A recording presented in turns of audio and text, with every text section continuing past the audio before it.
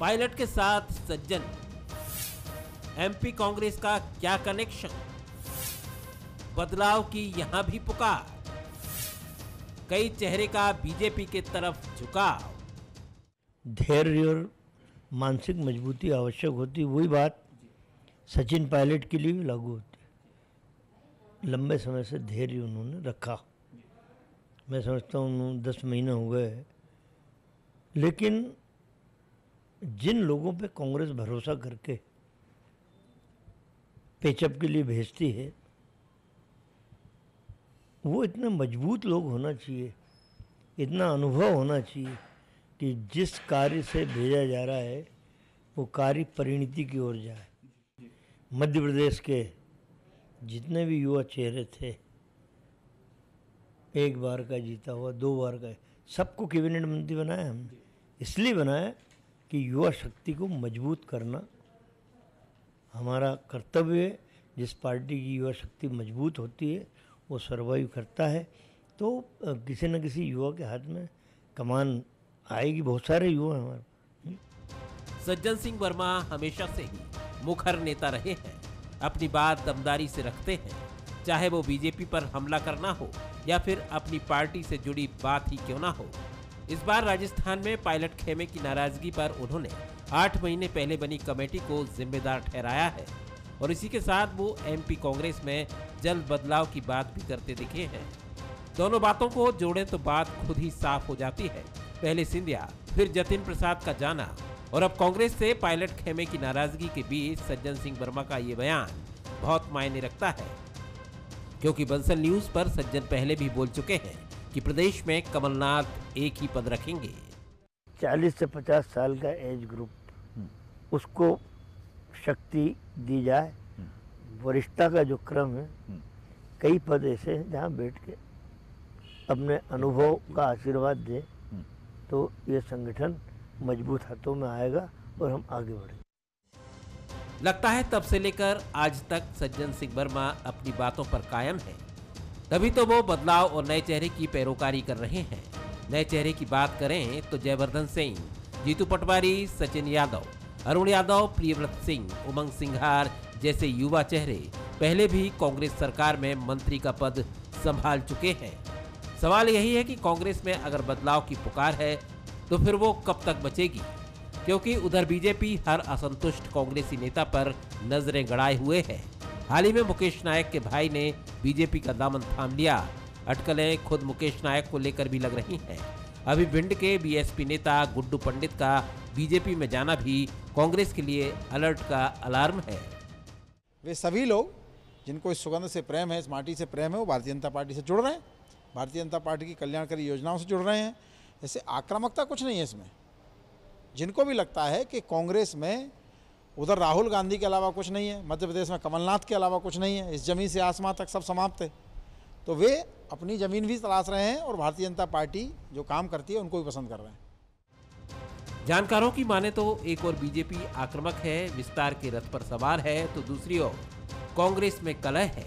इन दिनों अजय सिंह बनाम कमलनाथ की बहस सियासी गलियारों में गर्म है। ये आगे क्या रूप लेगी इसका भी अनुमान ही लगाया जा सकता है। इसी बीच राहुल की तिकड़ी में सिंधिया और जतिन के बाद पायलट के जाने की अटकलों को भी खूब उछाला जा रहा है। ऐसा लगता है कि राजस्थान में पायलट की नाराजगी के बहाने ही सही, यहाँ भी कांग्रेस में आवाज मुखर होने लगी है, लेकिन बदलाव है कि कांग्रेस की ओर बढ़ ही नहीं रहा है। नमस्कार, मैं हूं शरद द्विवेदी और आज का हमारा मुद्दा है कांग्रेस में चेंज ही चैलेंज। आप देखिए कितना सुंदर शीर्षक है, चेंज ही तो चैलेंज होता है।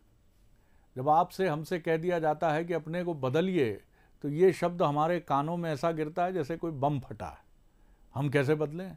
हम तो बिल्कुल ठीक हैं साहब, हम तो बिल्कुल सही रास्ते पे हैं, हम कैसे बदलें? इसीलिए चेंज ही चैलेंज होता है। और इस चैलेंज को जो एक्सेप्ट करते हैं, कई लोग आपने देखे, जीवन में देखे हमने, कि जिनके अंदर कुछ ऐसे तथाकथित दुर्गुण थे, चाहे वो खान पान का हो या फिर क्रोध का हो या खाने पीने की अनियमितता का हो, लेकिन उन्होंने उस पर नियंत्रण पाया। कुछ समय के पाबंद नहीं थे, उन्होंने उसको दूर किया। और इसी तरह राजनीतिक दलों की बात करें तो निश्चित तौर पर जैसे एक व्यक्ति में चुनौतियां होती हैं, उसी तरह पॉलिटिकल पार्टीज़ में भी हैं। कांग्रेस के सामने चैलेंज ये है कि वो 135 साल पुरानी पार्टी है और उसकी तुलना में बीजेपी अपेक्षाकृत, मैं ये नहीं कहूँगा युवा पार्टी है, लेकिन उसकी तुलना में एक ऐसी पार्टी है जिसका सत्ता में अभी तरुणाई से आगे की स्थिति है। यानी आप ये कह सकते हैं दूसरी बार वो केंद्र में, तीसरी चौथी बार, अगर आप शुरू से उसका आकलन देखें, एनडीए की अगर हम बात करें, जब से एनडीए वजूद में आया है, तो शायद जहाँ तक मेरी राजनीतिक दृष्टि जाती है तो अटल जी की 13 दिन की सरकार, बाद में 6 साल की सरकार और उसके बाद ये 2 टर्म, 4 बार आप कुल जमा कह सकते हैं कि एनडीए सत्ता में रहा है। तो एक 24-25 साल के युवक जैसी भूमिका बीजेपी की है और कांग्रेस की एक बुजुर्ग जैसी भूमिका, भैया हमने बहुत देख ला, कितने तो समय गुजर गए हमारे सामने से, कछु नहीं होने भैया। और यही वजह है कि कांग्रेस की जो भिड़ंत और टीका टिप्पणी है उसको हम कलह कह देते हैं, जबकि कांग्रेस में इसके लिए सब जानते हैं कि एक खुलापन जो एक शब्द है, जो बीजेपी में बंदपन है। क्योंकि जिस तरह बंद गोभी होती है और खुली गोभी होती है, उसी तरह का अंतर कांग्रेस और बीजेपी में है। बीजेपी में अगर आपने ये कह दिया कि प्रदेश अध्यक्ष जी अपनी चाल ठीक करें और संभल के चले, जे कोई तरीका है क्या ऐसे चलना है? अरे साहब ये तो ऐसा होगा कि आणविक विस्फोट हो गया, अरे बाप रे ये क्या कह दिया। और फिर वो भाई साहब जिन्होंने ये टिप्पणी की है वो अतीत के पन्नों में कहाँ विलुप्त हो जाएंगे कोई नहीं जानता। और कांग्रेस में तो धमाधम धड़ा धड़ चले चलो चले चलो, इसको भोपाली में कहते हैं बत्ती देते रहो, चलते रहो, आगे बढ़ते रहो। ये अंतर है मोटे तौर पर, लेकिन यही दोनों पार्टियों की खासियत भी है और कई बार उनके लिए चुनौती भी बनती। तो जो अपने चैलेंज को बेहतर तरीके से साधता है वो आगे बढ़ जाता है। आज इसी पे बात करेंगे।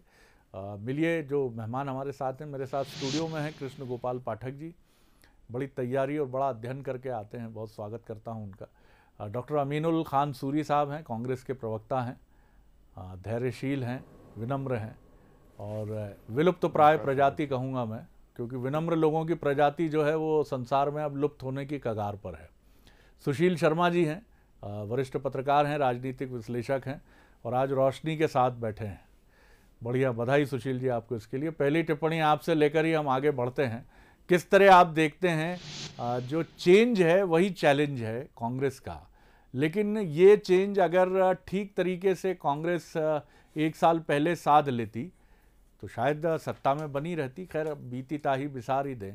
आगे की जो चुनौतियां हैं उसमें कांग्रेस के लिए ये बहुत ज़रूरी है कि उसके पास 2028 का भी नेतृत्व होना चाहिए, 2036 का भी नेतृत्व होना चाहिए और कमोबेश यही चुनौतियां बीजेपी के लिए भी हैं। किस तरह देखते हैं आप?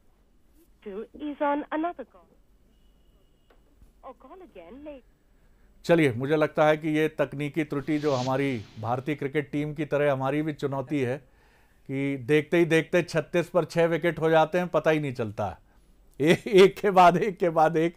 तो जहां हम टिप्पणी की अपेक्षा कर रहे थे तो ये गड़बड़ हमसे हो गई, इसके लिए हम माफ़ी चाहते हैं। चलिए हम पहली टिप्पणी कृष्ण गोपाल पाठक जी की ले लेते हैं, क्योंकि स्टूडियो में गलती नहीं होगी और बैटिंग अच्छे से होगी। जी देखिए शरद जी, आज बहुत सारे प्रश्न खड़े किए हैं, चाहे सज्जन सिंह वर्मा जी हों या पूरे देश में कांग्रेस पार्टी का जो परिदृश्य हमें दिखाई दे रहा है उससे मुझे एक बहुत सिलसिला फिल्म का प्रसिद्ध गाना याद आता है, ये कहाँ आ गए हम यूं ही साथ चलते चलते। वास्तव में राहुल गांधी जी ने जब से कांग्रेस पार्टी के साथ चलना शुरू किया है, मध्य प्रदेश के संदर्भ में भी वही कहीं ना कहीं गणना हम देखेंगे कि राहुल गांधी के नेतृत्व में अभी तक कांग्रेस पार्टी देश में 32 चुनाव हार चुकी है, लेकिन मजाल है कि कोई उफ तक कर दे। आज भी G23 की उनकी जो टीम है, गुलाम नबी आज़ाद जिसके मुखिया के तौर पर बनकर सामने आए थे, उन्होंने working president, full time working president की मांग की थी, लेकिन वो समस्या देश में भी हल नहीं हुई। देश में ही आला कमान ने ताला डाल रखा है, ताला कमान बना हुआ बैठा है। तो मध्य प्रदेश में हम क्या उम्मीद कर सकते हैं? दोनों नेताओं की, चाहे कमलनाथ जी हो चाहे राहुल गांधी जी हो, एक ही समस्या है और कांग्रेस पार्टी के कार्यकर्ताओं की एक ही विडंबना है कि दोनों नेताओं के पास अपने कार्यकर्ताओं से तो क्या, मंत्री और सांसदों से तक बात करने को समय नहीं है। कौन भूल सकता है शरद जी, आपको ध्यान होगा होशंगाबाद के ही सांसद कांग्रेस पार्टी के पहले रहे राव उदय प्रताप सिंह जी, अब जो भारतीय जनता पार्टी से दूसरी बार सांसद हैं, उन्होंने कहा था कि राहुल गांधी से मैं 3 साल से टाइम मांग रहा था, लेकिन राहुल गांधी ने सांसद होते हुए भी मुझे मिलने तक का समय नहीं दिया। असम के मुख्यमंत्री हेमंत बिस्वा शर्मा जी को आप जानते होंगे, उन्होंने बोला कि 1.5 साल तक मैंने राहुल गांधी जी से टाइम मांगा, लेकिन उन्होंने मुझे मिलने का टाइम नहीं दिया। और जब मिलने का टाइम दिया तो इनका जो कुत्ता था, जिसको वो पिड्डी बोलते हैं, उसके साथ आंख में आंख मिलाकर खेलते रहे, बिस्किट खिलाते रहे, लेकिन शर्मा जी के साथ आंख में आंख नहीं मिला पाए। तो मैं समझता हूं मध्य प्रदेश के संदर्भ में भी यही हाल है। और कांग्रेस पार्टी को तो मैं शुभकामनाएं और बधाई भी देता हूं उनके धैर्य के लिए, कि किस प्रकार से वो धैर्य धारण करके अपने नेता के फेल होने को भी देख रहे हैं, लेकिन मजाल है कि आला कमान अमीनुल साहब और कहीं ले जाएं। छोटी प्रतिक्रिया आपकी। पाठक जी ने तो कुछ इस तरह व्याख्या दी जैसे जब उस समय वो अपने पालतू पेट के साथ चल रहे थे तो ये मौजूद थे वहाँ। बहरहाल आप क्या कहेंगे, किस तरह आप देखते हैं पूरे मामले को और क्या टिप्पणी करेंगे? चेंज जरूरी है और चैलेंज। शरद जी जी जी जी शरद जी, आज ब्रह्मांड की अपने आप को सबसे बड़ी पार्टी मानती है भारतीय जनता पार्टी, उसके राष्ट्रीय उपाध्यक्ष मुकुल रॉय जी ने पार्टी छोड़ के दूसरी पार्टी ज्वाइन कर ली है। अब चेंज है, चैलेंज है, आपने बहुत अच्छा विषय रखा। तो ये भारतीय जनता पार्टी के लिए उत्तर प्रदेश में भी चेंज चैलेंज हो रहा है और मध्य प्रदेश में भी चैलेंज हो रहा है। उत्तर प्रदेश के अंदर 1.5 महीने से जो जितने सरकारी विज्ञापन आ रहे हैं उसके अंदर माननीय प्रधानमंत्री जी नरेंद्र मोदी जी का फोटो नहीं आ रहा। कल वो अवतरित हुआ है फोटो एक विज्ञापन में नरेंद्र मोदी जी का 1.5 महीने बाद, और अभी तक उत्तर प्रदेश के ट्विटर हैंडल पे नरेंद्र मोदी जी का फोटो नहीं है। और जो दूत नरेंद्र मोदी जी ने वहां भेजे थे, ए के शर्मा जी, वहां के मुख्यमंत्री आदित्यनाथ जी ने 4 दिन तक उनके फोन नहीं उठाए, उनको मिलने का समय नहीं दिया। 200 विधायक भारतीय जनता पार्टी के विधानसभा में योगी आदित्यनाथ जी का विरोध करते रहे। उसके बाद आज बहुत अच्छा करारा तमाचा भारतीय जनता पार्टी के मुंह पे सचिन पायलट जी ने मारा है। सचिन पायलट जी ने कोई बयान रीता बहुगुणा जोशी जी ने दिया था कि मेरी उनसे बात हुई, वो भाजपा में आना चाहते हैं। उसको लेके सचिन पायलट जी ने कहा है कि वो शायद किसी और सचिन की बात कर रही थी या सचिन तेंदुलकर की बात कर रही थी, क्योंकि उनकी हिम्मत नहीं है कि वो सचिन पायलट जी से बात कर सके। उन्होंने विशेष रूप से ये शब्द कहा है कि उनमें हिम्मत नहीं है कि वो सचिन पायलट जी से बात कर सके। यही फर्क है। मेरा केजी पाठक जी से कोई दुश्मनी नहीं है, बात विचारधारा की है, आइडियोलॉजी की लड़ाई है। आज वो एक आइडियोलॉजी को बिलोंग करते हैं, मैं एक आइडियोलॉजी को बिलोंग करता हूं। यहां मैं उस आइडियोलॉजी की बात कर रहा हूं, वो अपनी आइडियोलॉजी की बात कर रहे हैं। तो ये फर्क है सचिन पायलट जी और ज्योतिरादित्य सिंधिया जी। सचिन पायलट जी विचारधारा से जुड़े व्यक्ति रहे और ज्योतिरादित्य सिंधिया हो, जितिन प्रसाद जी हो, ये मौका परस रहे, सत्ता को देखते हुए सत्ता के पास चले गए। चलिए मैं लौटता हूँ, आऊंगा पाठक जी आपकी तरफ भी। सुशील जी, अब आप मुझे सुन पा रहे हो बेहतर तरीके से, तो आपकी रिएक्शन जी। देखिए, अगर चेंज समय पे हो जाए तो फिर जो है उसके फल भी मिलते हैं, और अगर चेंज समय पे ना हो तो फिर उस चेंज का कोई मतलब नहीं होता। कांग्रेस उसी दौर से गुजर रही है। आप देखिए, जब 2013 में नरेंद्र मोदी का उदय हो रहा था, तब क्या बीजेपी में बड़े बड़े नेताओं की फौज नहीं थी? लेकिन उनके पीछे जो तीसरी अदृश्य शक्ति काम करती है, उसने क्रूरता से और निर्ममता से उन सारे बड़े नेताओं को किनारे किया और इस नेता को आगे बढ़ाया, जो बाद में प्रधानमंत्री बने। कांग्रेस की दिक्कत यही है कि वो उहापोह की स्थिति में रहती है, असमंजस की स्थिति में रहती है। वो युवाओं को साथ है या बुजुर्गों के साथ लेके चले। बीजेपी जैसी क्रूरता निर्ममता के साथ जब तक कांग्रेस फैसले लेना शुरू नहीं करेगी, तब तक कांग्रेस का पतन लगातार होता रहेगा, लोग छोड़ते रहेंगे। चाहे सिंधिया जी हो, सिंधिया जी की महत्वाकांक्षा हो, उपेक्षा हो, क्या सामंजस्य नहीं बिठाया जा सकता था उनके साथ? जो व्यक्ति, जो नेता राहुल गांधी का मित्र हो, अगर उसके साथ अन्याय हो रहा हो तो वो कहां जाए? तो ये जो, और अभी भी देखिए ना, उसके बाद सीख नहीं ली। सचिन पायलट के समस्याओं के समाधान के लिए जो समन्वय समिति बनाई थी, उसने 8 महीने तक रिपोर्ट नहीं दी। इसका मतलब है कि वहां के कांग्रेसी चाहते कि सचिन पायलट भी विदा हो। तो ये जो युवाओं को राहुल गांधी की जो चोकड़ी में इन लोगों को होना चाहिए, ये सब लोग एक एक करके बाहर हो रहे हैं और इसका नुकसान कांग्रेस को हो रहा है। बिल्कुल, ये तो एक बड़ी चुनौती है, इसका नुकसान भी हो रहा है और एक मैसेजिंग जो है वो कांग्रेस को लेकर चुनौती उसके लिए बनती है। और 135 साल पुरानी पार्टी ये कह के पल्ला नहीं झाड़ सकती कि ऐसे कई मौके हम देख चुके हैं। अंग्रेज़ों के ज़माने के जेलर हैं, हमें मालूम है आगे कैसे बढ़ा जाता है। पाठक जी, आप क्या कहना चाहेंगे? देखिए, बिल्कुल शरद जी, मैं अमीनुल भाई की बात से शुरुआत करूंगा। उन्होंने मुकुल राय जी की बात को उठाया। निश्चित तौर पर आज वो भारतीय जनता पार्टी से गए, 4 साल हमारे साथ रहे और तृणमूल में रहकर कभी चुनाव नहीं जीत पाए। भारतीय जनता पार्टी के चुनाव चिन्ह पर पहली बार चुनाव जीते थे। हमें तो दुख है, हम बोलते हैं कि हमारे परिवार से एक नेता कम हुआ है। निश्चित तौर पर हमारे लिए खुशी का विषय नहीं है। अब कांग्रेस कैसे सचिन पायलट जी का यहाँ पे उल्लेख कर रही है, या ज्योतिरादित्य जी चले गए, या जितिन प्रसाद जी चले गए, बहुत सारे लीडर एक एक करके छोड़ते चले जा रहे हैं प्रदेशों या देश, किस प्रकार से वो परम आनंद को महसूस कर रही है, मैं तो उसकी अनुभूति नहीं कर सकता। कांग्रेस पार्टी में एक के बाद एक लोग जा रहे हैं, फिर भी वो अगर परम आनंद में है तो मैं भगवान से प्रार्थना करता हूँ कि यह परम आनंद कांग्रेस का बना रहे, हमेशा चिरकाल तक बना रहे। जहां तक मध्य प्रदेश में चेंज ही चैलेंज की बात है तो निश्चित तौर पर कांग्रेस के पास ये भी है पाठक जी कि मुकुल जी के जाने का कोई दर्द नहीं है। नहीं, मैंने तो वो आपके खानदानी नहीं है, मतलब शरद जी मैंने शुरुआत ही की थी कि कोई हमें तो दुख है कि वो 4 साल हमारी पार्टी में रहे। हमारे पहले कभी तृणमूल से चुनाव नहीं जीत पाए, लेकिन चुनाव जीते वो कमल चुनाव चिन्ह पर ही। आज वो गए हैं 4 साल बाद, तो निश्चित तौर पर मैंने पहले ही बोला कि हमें तो दुख है। हम कांग्रेस पार्टी की तरह नहीं है कि जो बोल दें कि कूड़ेदान था कूड़े में मिल गया, कूड़ा था कूड़ेदान में मिल गया, जैसा उन्होंने जितिन प्रसाद जी के लिए बोला है।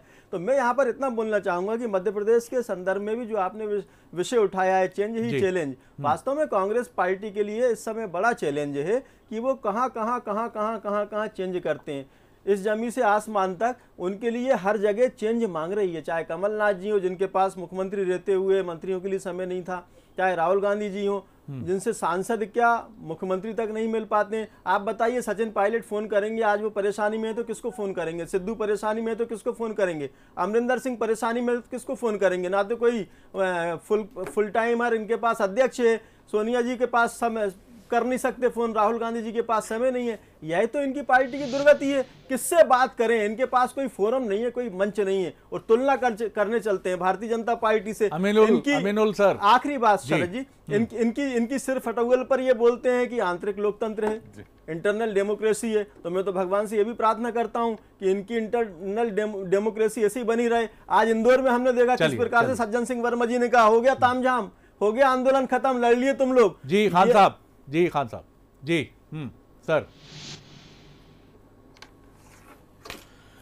शरद जी, आंतरिक लोकतंत्र तो कांग्रेस पार्टी में है, निश्चित तौर पे है। इसलिए हम खुले मन से हमारे पार्टी नेताओं की बात को रखते भी हैं और कहते भी हैं, और आपने भी अपने शुरुआती बात में ये बात को बहुत अच्छे से रखा। भारतीय जनता पार्टी के बारे में भी आपने स्पष्ट कर दिया कि किस तरह का लोकतंत्र वहां पर है।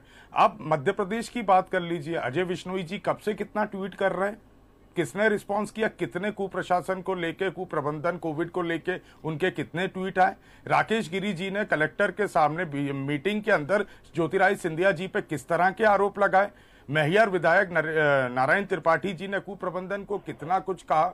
तो भारतीय जनता पार्टी इनके तो जवाब देते नहीं। उत्तर प्रदेश में इतना बड़ा घटनाक्रम चल रहा है, पर सचिन पायलट जी ने आज जब सबका मुंह बंद कर दिया, सचिन पायलट जी आज दिल्ली भी पहुंच गए हैं, हाईकमान से उनकी मीटिंग भी है और उन्होंने स्पष्ट कर दिया अपनी विचारधारा से जो उनका जुड़ाव है। उसके बाद भी भारतीय जनता पार्टी बार बार सचिन पायलट जी की बात करती है। मुकुल रॉय जी का जाने का अफसोस नहीं होगा कि आपके पास आए, केस अपने पूरे खत्म करा लिए, क्लीन चिट हो गए, गंगा नाली, और वापस तृणमूल कांग्रेस में चले गए। जैसे अजीत पवार जी आपके पास आए थे, उनके भी आपने केस खत्म कर दिए थे और फिर वो वापस एनसीपी में चले गए थे। तो भारतीय जनता पार्टी के लिए सिर्फ सत्ता ही एक मूल मंत्र है। किसी भी शर्त पे कुछ भी करके उनको सत्ता हथियानी है। कांग्रेस पार्टी कभी सत्ता को लेकर इतनी लोलुपता नहीं रखती है।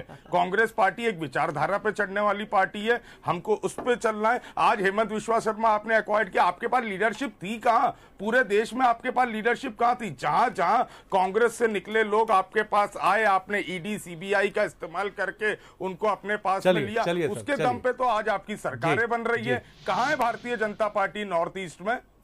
बड़ी दिलचस्प बात, लेकिन दिमाग में अचानक कौंधी पाठक जी, मैं आता हूं आपकी तरफ भी। अमीनुल साहब ने जिक्र किया कि सत्ता लोलुपता नहीं है कांग्रेस में। मैं इसको व्यापक संदर्भ में इस तरह देखता हूं कि काश चुनाव के समय, जैसे सिटी स्कोर अभी हम देखते हैं कि कोविड में हुआ, सिटी स्कोर कितना है साहब, RT-PCR हुआ तो आपका सिटी स्कोर कितना है। काश ऐसा कोई उपकरण बनता कि हर 5 साल के चुनाव में आपकी सत्ता लोलुपता का भी कोई पैमाना, हम कोई बढ़िया WHO से प्रमाणित किसी एजेंसी से और किसी नेता का इंडिविजुअल भी हमको पता चलता कि किसका सत्ता लोलुपता का रेशियो कितना है तो कितना आनंद आता। शायद आए, विज्ञान चमत्कार की तरफ बढ़ रहा है। मैं आऊँगा आपकी तरफ पाठक जी। सुशील जी, चुनौतियाँ चेंज की दोनों तरफ है। बीजेपी में चेंज की चुनौती ये होती है कि अब यहाँ एक चौथी पीढ़ी है जो जिसके सदस्य मेरे साथ भी बैठे हैं और वो धैर्यपूर्वक इंतजार कर रहे हैं, क्योंकि वो उस परंपरा के हैं जैसे आज़ादी के समय होता था, या हमने यूरोप में देखा था मेल्शेविक बोल्शेविक शायद उनको कहा जाता था। हमारे यहाँ कहा गया गरम दल नरम दल। तो बीजेपी में खामोश दल हैं ये लोग कि जहाँ लब सी लेंगे, कुछ ना कहेंगे, और कांग्रेस में तो आपने देखा ही है, कहाँ स्टूअर्ड देंगे, क्या मतलब समझ रखा है, मतलब क्या जिंदगी भर दरिया पे छाएंगे, ये कांग्रेस है। और बीजेपी में एक शर्मीली मुस्कुराहट है कि नहीं, हम विनम्र भाव है कार्यकर्ता का, कार्यकर्ता भाव से संचालित है। लेकिन चेंज यहाँ भी बहुत जरूरी है, आप किस तरह देखते हैं? नहीं ठीक है, यहाँ देखिए अभी यहाँ चेंज जो आप देखेगी, जब उमा भारती आई थी, सुंदरलाल पटवा, कैलाश जोशी जैसे दिग्गज नेता, विक्रम वर्मा, बाबूलाल गौर जैसे दिग्गज नेता थे, उनके बाद ये दूसरी पीढ़ी आई है। वो तीसरी पीढ़ी बीजेपी तैयार कर भी रही है। सिर्फ परिवारवाद से जुड़े हुए कुछ नेता अगर उनको छोड़ दिया जाए, वंशवाद को छोड़ दिया जाए, तो आप देखिए युवाओं को बहुत सारे टिकट भी मिले और उनको आगे भी बढ़ाया जा रहा है। लेकिन कांग्रेस इस बात को नहीं समझ रही है। आप सोचिए 2019 का जब लोकसभा चुनाव कांग्रेस हारी थी तो राहुल गांधी ने खुले दिल से इस्तीफा दिया था और पद लेने से मना कर दिया था। मध्य प्रदेश में ऐसा नहीं हुआ, जबकि 29 में से 28 सीटें कांग्रेस हारी थी। और कायदे से कमलनाथ जी को एक पद तो छोड़ देना चाहिए था, और अभी भी 2 पद के साथ न्याय नहीं हो सकता। मध्य प्रदेश में बीजेपी जैसे संगठित दल के साथ लड़ाई है, जिसकी जनता के बीच में, मतदाताओं के बीच में सीधी पैठ है। आपको ध्यान होगा 2018 के पहले का, 1 मई 2018 के पहले का परिदृश्य देखिए। अरुण यादव, अजय सिंह की जोड़ी पूरे मध्य प्रदेश में घूमती थी। उनका भी बहुत बड़ा योगदान है मतदाताओं के मन को बदलने में। तो कांग्रेस ये बात मध्य प्रदेश में क्यों नहीं समझ रही? कमलनाथ जी सिर्फ इस बात का फायदा उठा रहे हैं कि दिल्ली में हाईकमान मजबूत नहीं है। अगर आज राहुल गांधी मजबूत होते, पद पर होते, तो मुझे लगता है कि अब तक फैसला हो चुका होता, किसी एक पद पर कमलनाथ होते। जी, ये काफ़ी महत्वपूर्ण बात आपने कही है, बिल्कुल ठीक बात है ये। पाठक साहब, चेंज की जहाँ तक बात है कि ठीक है, केजी पाठक साहब ने, कृष्ण गोपाल पाठक जी ने यही सीखा है कि अपनी अपेक्षाओं को ऊपर नहीं लाना है। बीजेपी में नींव के पत्थर सबसे महत्वपूर्ण हैं और वहाँ ऐसे लोग हैं जो नींव के पत्थर को सुनियोजित रूप से कंगूरे की तरफ भी ले जाते हैं। लेकिन अब ये भी हो रहा है कि बाहर से बहुत मेहमान आ रहे हैं आपके यहाँ, सब समाये जा रहे हैं आपके भीतर, और ये भी कठिनाई है कि फिर आपसे, आप ही की पार्टी के वरिष्ठ लोग कहते हैं कि पाठक जी अपन अभी देख लें, अभी मतलब मेहमान आ रहे हैं, अभी वो बहुत ज़रूरी हैं अगले चुनाव के लिए, आप थोड़ा धैर्य रखो अभी, है ना। अभी कितनी उम्र है आपकी? 10-1 साल तो आप वेट कर सकते हो, और आप भारी मन से कहते हो हाँ साहब 10 साल क्या साहब, आपने तो गाड़ी छूटने की कगार पे है, लेकिन आप कह रहे हो तो क्या विकल्प है? तो सोचना तो आपके यहाँ भी चेंज चैलेंज तो है सर आपके यहाँ भी। देखिए, भारतीय जनता पार्टी में ना तो कोई चेंज का विषय है, ना कोई चैलेंज का विषय है। जहाँ तक मेरे जैसे कार्यकर्ताओं की बात आपने उठाई है, तो मैं आपको बिल्कुल ध्यान दीजिए मेरी बातों पर। जब हम लोगों ने राजनीति में काम करना आए थे और भारतीय जनता पार्टी में काम करना शुरू किया था, हमारे पास सिर्फ 3-4 लक्ष्य थे और 3-4 नारों को हम सुनकर भारतीय जनता पार्टी में आए थे। रामलला हम आएंगे, मंदिर वहीं बनाएंगे, धारा 370 हटाएंगे, कॉमन सिविल कोड लाएंगे, ट्रिपल तलाक जैसे बिल लाकर उसको हटाएंगे। ये हमारे इन बातों से प्रभावित होकर हम लोग आए थे। आप विश्वास मन में रखिए कि हमारी पीढ़ी के मन में कल्पना भी नहीं थी कि कभी हमारी पार्टी के नेता शिवराज सिंह जी चौहान होंगे, या नरेंद्र मोदी जी बन पाएंगे, या प्रदेश अध्यक्ष वी डी शर्मा जी आगे आएंगे।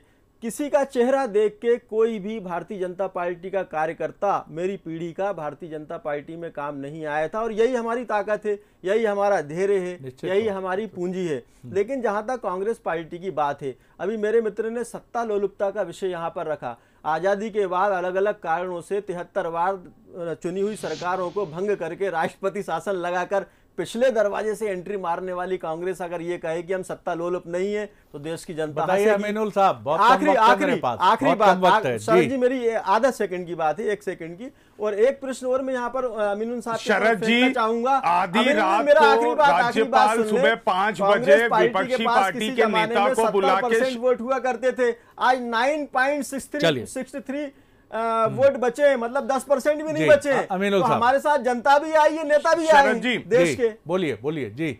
जी